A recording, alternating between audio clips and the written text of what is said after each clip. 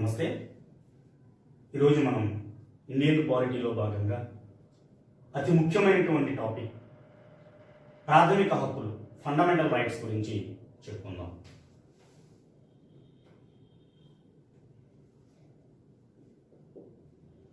ప్రాథమిక హక్కులు, fundamental rights. లెసన్లోనికి వెళ్లే ముందు బిఎంఆర్ అకాడమీకి సంబంధించినటువంటి యాప్ గూగుల్ ప్లే స్టోర్లో మీకు అందుబాటులో ఉంది. SI constable, group 2, panchayati secretaries, VRA, VRO, గ్రామ వార్డు సచివాలయాలు, అదేవిధంగా ఆర్ఆర్బీకి సంబంధించినటువంటి పరీక్షలకు సంబంధించినటువంటి కోర్సెస్ ఈ బిఎంఆర్ అకాడమీ యాప్లో మీకు అందుబాటులో ఉంది. అభ్యర్థులు చాలా తక్కువ మొత్తానికే ఈ కోర్సులు మీకు అందుబాటులో ఉంచడం జరిగింది. గూగుల్ ప్లే స్టోర్లో బిఎంఆర్ అకాడమీ అని క్యాపిటల్ లెటర్లో టైప్ చేసి మీరు యాప్ని డౌన్లోడ్ చేసుకోండి. తర్వాత కోర్సులో జాయిన్ అవ్వండి. సో మనం క్లాస్లోకి వెళ్లే ముందు ప్రాథమిక హక్కులు, ఫండమెంటల్ రైట్స్, ఇది చాలా కీలకమైనటువంటి టాపిక్. దాదాపు అన్ని కాంపిటేటివ్ ఎగ్జామ్స్లోని కూడా దీనికి హై ప్రయారిటీ అనేటువంటిది ఇవ్వడం జరుగుతుంది. ముఖ్యంగా అంటే మనం ఈ బిట్ ఇచ్చేటువంటి స్టాండర్డ్స్ మనం చూసినట్లయితే ఎస్ఐ కానిస్టేబుల్, ఆర్ఆర్బి, అదేవిధంగా పంచాయతీ సెక్రటరీస్ లాంటి ఎగ్జామ్లో ఫండమెంటల్ రైట్స్ని జస్ట్ పైన అడగడం జరుగుతాం. సో ఆర్టికల్ 14 ఏం చెప్తుంది, ఆర్టికల్ 16లో ఉన్నటువంటి ముఖ్యాంశాలు ఏంటి, సో ఇలాంటి, లేదంటే కోవారెంట్ అంటే ఏంటి, ప్రొహిబిషన్ అంటే ఏంటి, సో ఇలాంటి ప్రాథమికమైన అంశాల మీద దృష్టి పెడతా ఉన్నాడు. ఇక గ్రూప్ 2 స్థాయికి వెళ్ళేసరికి గ్రూప్ 2 స్థాయిలో కొంచెం డీటెయిల్డ్గా ఫండమెంటల్ రైట్స్ని అడగడం మనం చూస్తాం. ఫర్ ఎగ్జాంపుల్ గత క్లాసులో చూసుకున్నట్లయితే మనకి అంబికా మిల్స్ కేసు గురించి అడిగాడు గతంలో, అదేవిధంగా డాక్ట్రిన్ ఆఫ్ ఎక్లిప్స్ గురించి అడిగాడు. సో గ్రూప్ 2, గ్రూప్ 1 స్థాయిలో ఫండమెంటల్ రైట్స్ని చాలా డీటెయిల్డ్గా మనం చదవాల్సినటువంటి అవసరం ఉంది. ఎస్ఐ కానిస్టేబుల్ రేంజ్లో మనం దీన్ని పై టచ్ చేసుకుని వెళ్లాల్సినటువంటి అవసరం ఉంది. సో ప్రాథమిక హక్కులు అంటే ఏంటో తెలుసుకునే ముందుగా మనకి అసలు హక్కు అంటే ఏంటో తెలుసుకుందాం. What is right? హక్కు అంటే ప్రజల చేత కోరబడి ప్రభుత్వం చేత గుర్తించబడినటువంటి చట్టబద్ధమైనటువంటి అవకాశము లేదా అధికారము లేదా సదుపాయాన్నే హక్కు అని పిలుస్తారు. హక్కు అంటే ఏంటి? ఇక్కడ 3 పాయింట్స్ మనం గమనించాలి. ఒకటి, ప్రజల చేత కోరబడాలి. రెండవది, ప్రభుత్వం చేత గుర్తించబడాలి. మూడవది, చట్టబద్ధత కలిగి ఉండాలి. ఈ 3 ఉన్నటువంటి అవకాశాన్ని లేదా సదుపాయాన్ని మనం హక్కుగా మనం చెప్తా ఉంటాం. ప్రజలు మాకు ఇది కావాలి అని కోరుకోవాలి. ప్రజలు కోరుకోలేని దాన్ని హక్కుగా మనం ఇవ్వడం వల్ల ఉపయోగం లేదు.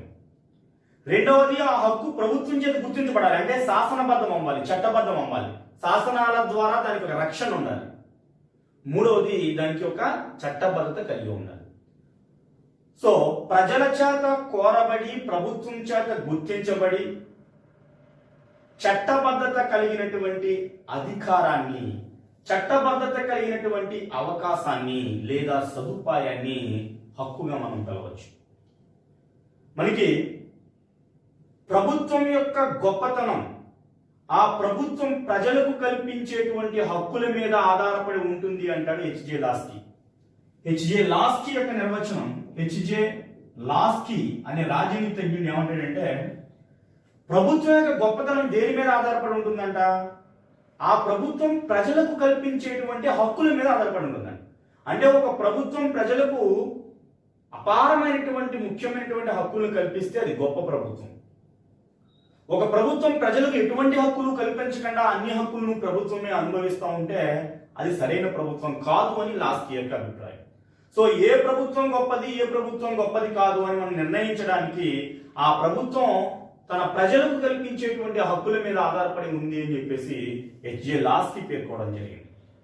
ఓకే, సో హక్కులు 2 రకాలు. ఒకటి చట్టబద్ధమైన హక్కులు, చట్టబద్ధమైనవి. రెండవది చట్టబద్ధము కానివి, నైతికమైనవి. నైతిక హక్కులు. నైతిక హక్కులు, చట్టబద్ధమైన హక్కులు. నైతిక హక్కు అంటే ఏంటి? నైతిక హక్కు అంటే నిజానికి ఆ హక్కు అనేటువంటిది ఉంటుంది. ఆ హక్కును కనుక ఇవ్వకపోయినట్లయితే, ఆ హక్కును కనుక నెరవేర్చకపోయినట్లయితే చట్టబద్ధంగా వారి మీద ఎటువంటి చర్యలు తీసుకోవడానికి అవకాశం ఉండదు. ఫర్ ఎగ్జాంపుల్, ఒక వ్యక్తి ఉన్నాడు, వాళ్ళ సొంత చిన్నాన్నో పెదనాన్నో లేదంటే వాళ్ళ యొక్క బాగా బంధువులు ఏమీ లేకుండా, తినడానికి తిండి లేకుండా ఉన్నారు వాళ్ళు. ఈయన పెద్ద మేడలతో చాలా అపారమైనటువంటి ఆస్తిని కలిగి ఉన్నాడు. ఇక్కడ వీళ్ళ యొక్క బంధువులు కటిక పేదరికంతో తినడానికి తిండి లేకుండా ఉన్నప్పుడు ఈయన చాలా ఆస్తిని సంపాదించి చాలా ఎక్కువ ఆస్తిని కలిగి ఉన్నటువంటి వ్యక్తి వీళ్ళకి ఏదైనా ఆపద వచ్చినప్పుడు వాళ్ళని ఆదుకోలేదనుకోండి.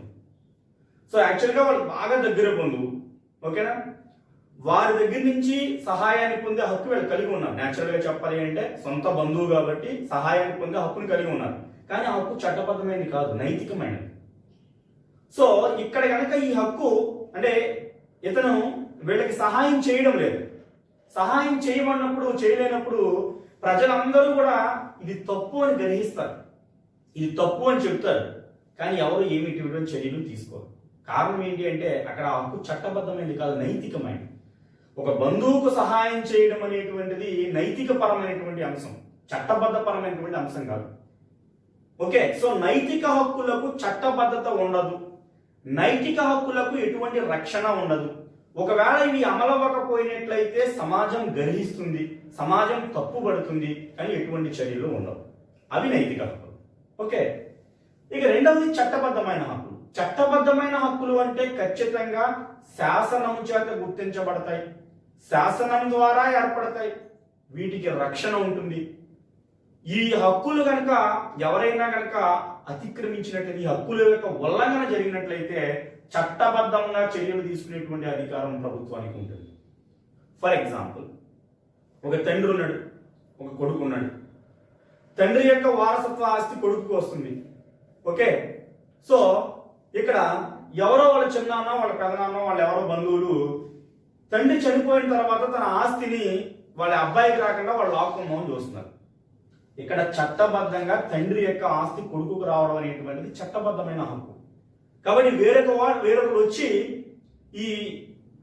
ఈ హక్కును కాదనడానికి, హక్కును కాకుండా చేయడానికి అవకాశం. ఒకవేళ అలా చేసినట్లయితే, హక్కు ఉల్లంఘన జరిగినట్లయితే చట్టపరంగా చర్యలు తీసుకోవడానికి అవకాశం ఉంది, ఎందుకంటే ఇది చట్టబద్ధమైన హక్కు కాబట్టి. సో నైతిక హక్కుకు చట్టబద్ధమైన హక్కుకు ఉన్న ప్రధానమైనటువంటి డిఫరెన్స్ ఏంటి అంటే, నైతిక హక్కులకు శాసనపరంగా ఏర్పడవు కాబట్టి వాటికి ఎటువంటి రక్షణ ఉండదు.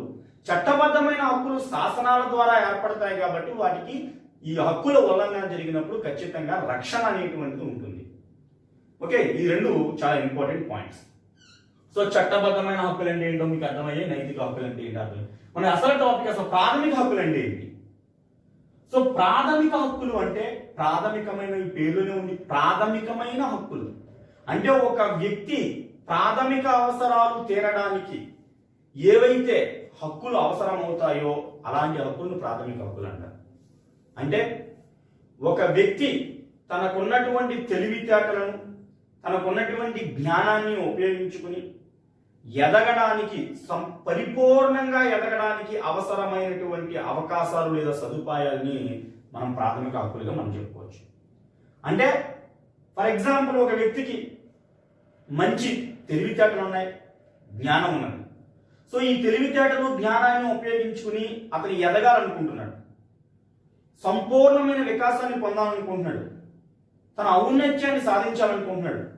సో ఇలా సాధించడానికి కావలసినటువంటి అన్ని అవకాశాలని కూడా కల్పించినట్లయితే మనం అతనికి ప్రాథమిక హక్కులు కల్పించినట్లు అవుతాయి.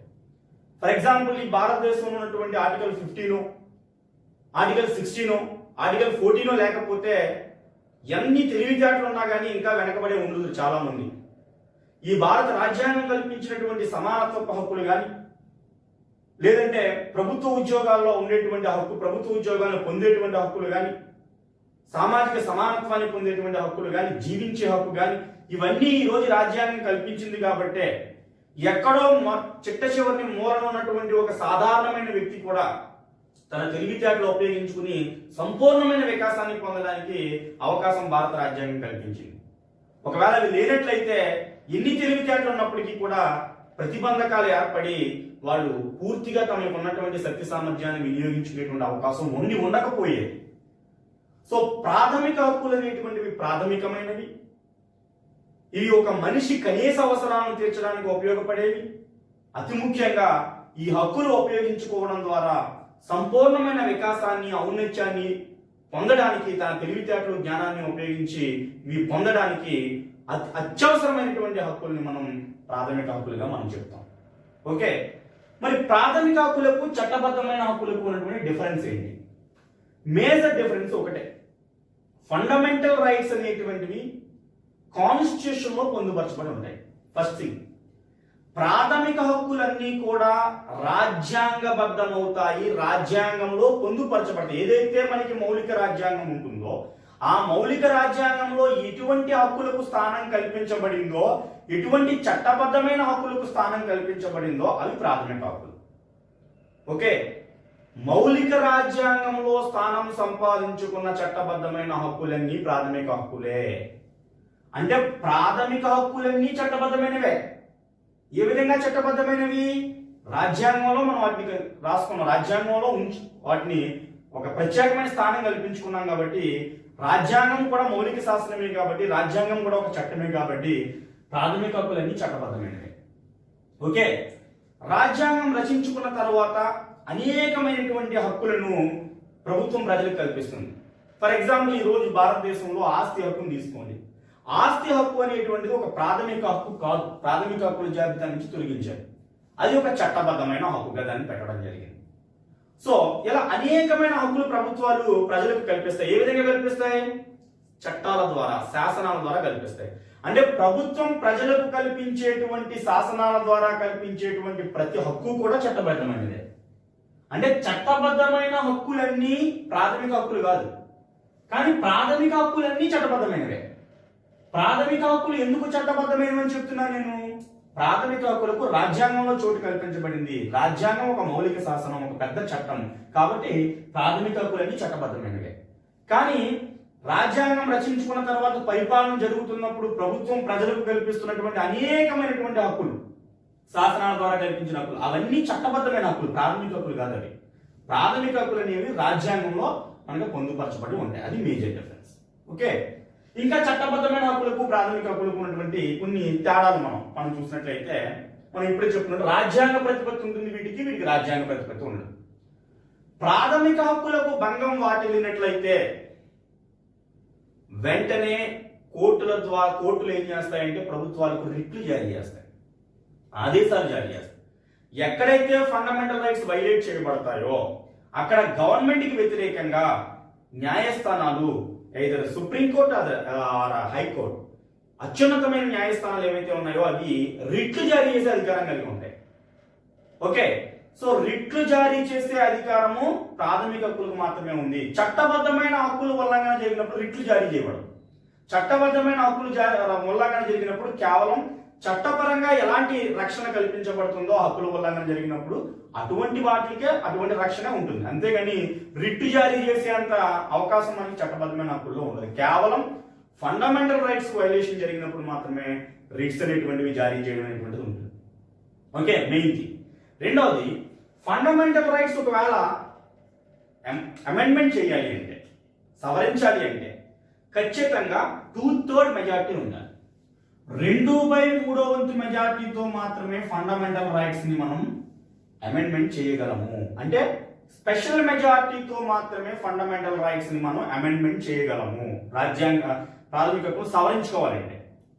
కానీ చట్టబద్ధమైన హక్కులను సవరించాలి అంటే కేవలం సింపుల్ మెజారిటీ సరిపోతుంది, అంటే 1/2 మెజారిటీ సరిపోతుంది. ఇది కూడా ఒక ఇంపార్టెంట్. ఇవి ప్రాథమిక హక్కులు రాజ్యాంగబద్ధమైనవి, చట్టబద్ధమైన హక్కులు శాసనబద్ధమైనవి. ప్రాథమిక హక్కులు భంగం వాటిల్లినప్పుడు రిట్లు జారీ చేయవచ్చు, చట్టబద్ధమైన హక్కులకు భంగం వాటిల్లినప్పుడు కేవలం చట్టపరమైన రక్షణలు మాత్రమే ఉంటాయి. ప్రాథమిక హక్కులను సవరించాలి అంటే 2/3 మెజార్టీ ఉండాలి. చట్టబద్ధమైన హక్కులను సవరించాలి అంటే 1/2 మెజార్టీ సరిపోతుంది. ఓకే, ప్రాథమిక హక్కులను ఒక వ్యక్తి వదులుకోజాలడు. ప్రాథమిక హక్కులను ఒక వ్యక్తి వదులుకోజాలడు. ఏకే గోపాలన్ కేసులో సుప్రీంకోర్టు చెబుతుంది, ప్రాథమిక హక్కుల్ని వదులుకునేటువంటి అవకాశం ఏ భారతీయ పౌరుడికి లేదు. రాజ్యాంగం కల్పించింది హక్కులు, నువ్వు వదులుకోవడానికి ఛాన్సే లేదు. నీ హక్కుకు ఉల్లంఘన కలిగితే రిట్ జారీ చేస్తుంది కోర్టు, తద్వారా నీ హక్కును పరిరక్షిస్తుంది. అంతేగాని నేను నా జీవించే హక్కును నేను వదిలేసుకుంటున్నాను అంటే రాజ్యాంగం ఒప్పుకోదు. నా స్వేచ్ఛ హక్కును నేను అవసరం లేదనుకుంటున్నాను అంటే రాజ్యాంగం ఒప్పుకోదు. ఫండమెంటల్ రైట్స్ ని వదులుకునేటువంటి హక్కు ఏ భారతీయ పౌరుడికి లేదు. ఫండమెంటల్ రైట్స్ ని అనుభవించే హక్కే ఉంది. ఫండమెంటల్ రైట్స్ సక్రమంగా అమలు కాకపోతే న్యాయస్థానాలకు వెళ్ళే హక్కు ఉంది. ఫండమెంటల్ రైట్స్ ని సాధించుకునే హక్కు ఉంది కానీ వదులుకునే హక్కు లేదు. కానీ చట్టబద్ధమైన హక్కులను వదులుకోవచ్చు. చట్టబద్ధంగా నీకు సంక్రమించినటువంటి హక్కులను అవసరమైతే నువ్వు వదులుకోవచ్చు. కానీ ప్రాథమిక హక్కుల్ని వదులుకునేటువంటి ఛాన్స్ అనేటువంటి మనకి ఇక్కడ కనిపిస్తుంది. ఇక మరొక మేజర్ డిఫరెన్స్ ఏంటి అంటే చట్టబద్ధమైన హక్కులను ఎప్పుడైనా రద్దు చేయొచ్చు. ప్రభుత్వం అనుకోవాలే కానీ చట్టబద్ధమైన హక్కులను రద్దు చేసేటువంటి అది అవకాశం ఉంది. ఎప్పుడైనా ఎనీ టైం చట్టబద్ధమైన హక్కులను రద్దు చేసే అధికారం గవర్నమెంట్ ఉంది. ప్రజాస్వామ్య ప్రభుత్వంలో పార్లమెంట్ అత్యున్నతమైనటువంటి వేదిక కాబట్టి, చట్టసభలు అత్యున్నతమైన వేదిక కాబట్టి చట్టబద్ధమైన హక్కులను రద్దు చేసేటువంటి అధికారము చట్టాలు చేసేటువంటి సంస్థలకి ఉంది, పార్లమెంట్ కానీ శాసనసభలకు కానీ. ఓకే, ఎప్పుడైనా సరే దాన్ని రద్దు చేయడు. కానీ ఫండమెంటల్ రైట్స్ ను రద్దు చేసే అధికారం పార్లమెంటుకు చాలా పరిమితంగా ఉంది. చాలా అతి తక్కువ సందర్భాల్లో, ముఖ్యంగా ఎమర్జెన్సీ పీరియడ్ లో, అత్యవసర పరిస్థితి సమయంలో మాత్రమే ప్రాథమిక హక్కులను సవరించవచ్చు. సాధారణ సమయాల్లో ఫండమెంటల్ రైట్స్ ని సవరించేటువంటి అధికారము. సో ఫండమెంటల్ రైట్స్ ని గవర్నమెంట్ ఎప్పుడు పడితే అప్పుడు రద్దు చేయడానికి అవకాశం లేదు, ఎక్సెప్ట్ ఎమర్జెన్సీ పీరియడ్. అత్యవసర పరిస్థితి సమయంలో మాత్రమే ప్రాథమిక హక్కులను సవరించవచ్చు, ప్రాథమిక హక్కులను రద్దు చేయవచ్చు. కానీ చట్టబద్ధమైన హక్కుని ఎప్పుడు పడితే అప్పుడు రద్దు చేసేటువంటి అవకాశం కనిపిస్తూ ఉంది. ఓకే, నెక్స్ట్ ఇక ఫండమెంటల్ రైట్స్ అంటే ఏంటో తెలుసుకున్నాం, రైట్ అంటే ఏంటో తెలుసుకున్నాం, అదేవిధంగా మనకి లీగల్ రైట్ అంటే ఏంటో తెలుసుకున్నాం, మోరల్ రైట్ అంటే ఏంటో తెలుసుకున్నాం. సో ఇవన్నీ కూడా మనం తెలుసుకోవడం. అసలు ఈ హక్కులు ప్రస్తావన ఎప్పుడు ప్రారంభమైంది, వరల్డ్ వైడ్ ఎప్పుడు ప్రారంభమైంది అని మనం చూసినట్లయితే 1215వ సంవత్సరంలో